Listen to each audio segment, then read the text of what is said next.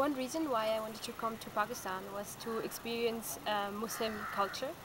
I didn't know too much about it. I read about it. I studied international relations. I was in the US. I saw the Western world, also living in Europe. And I really wanted to see the other side of this war on terror which dominates the world nowadays. And it was an amazing experience to actually see what it is like to live in a Islamic country. One thing I realized is that depending on the people, Islam is interpreted very differently. Especially in Pakistan, you can see women wearing full burqa where you can see only the eyes, or women without any head covers.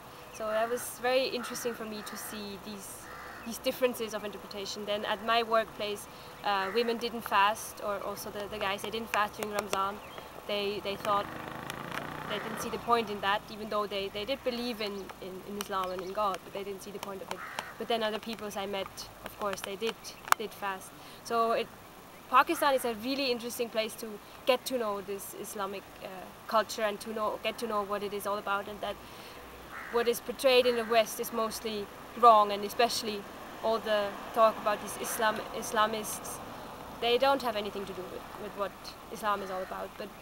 And also another thing is that sometimes cultural and traditional things get mixed up in Islamic views, so that in the West we think that, for example, forced marriages is practiced in Islam, which is completely wrong.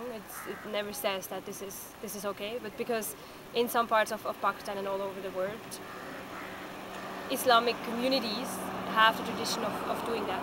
So living in Pakistan, I actually got to know that, for example. So I really got a